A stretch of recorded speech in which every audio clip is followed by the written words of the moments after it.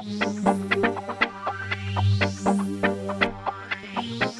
suis professeur de publicité à l'Université Laval, mais en particulier, plus précisément, professeur de publicité sociale. Publicité qui essaie de générer des retombées pour l'ensemble de la société et non pas seulement pour ceux qui paient. Alors, ce qui m'a amené là, en fait, c'est une longue carrière de 25 ans en publicité, où j'ai commencé dans une grande agence de Québec, puis j'ai fondé ensuite ma propre agence, pensant que j'étais capable de faire une publicité différente, plus intéressante, ce qui est vrai sans doute, parce que cette agence que j'ai quittée quand c'était la plus grande agence du Québec est devenue la plus grande agence du Canada, avec des ramifications en Angleterre, aux États-Unis et ailleurs.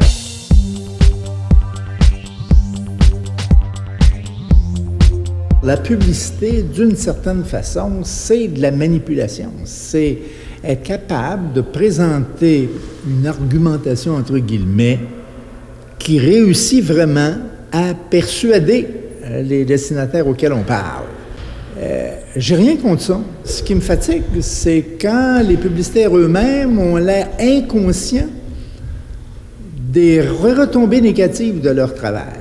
Alors, parce que, en jouant continuellement sur ces cordes sensibles des destinataires, on provoque aussi d'autres événements, par exemple des faillites personnelles sur le plan financier, je sais pas, de l'embonpoint chez le public, chez les jeunes. Vous voyez, il y a comme des effets collatéraux négatifs, et ça me chicote beaucoup que les publicitaires ne se rendent pas compte qu'ils ont une responsabilité là-dedans.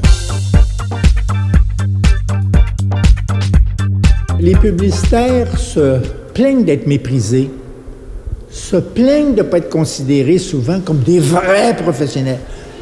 Des professionnels, oui, sur le plan technique, mais ont-ils le prestige des avocats et des médecins? Non. Alors, c'est ce que je leur dis. Non. Voici pourquoi. Puis, se préoccuper d'éthique sur le plan personnel va vous rendre plus professionnel, va vous rendre plus apprécié sur le plan social, puis là, vous allez gagner en grade, si je peux dire. Alors, c'est le principal argument que j'utilise. Regardez, arrêtez de vous plaindre, vous n'êtes pas estimé. Si vous voulez être estimé, soyez plus estimable, soyez plus aimable, et voici ce que je vous propose comme processus, comme procédure.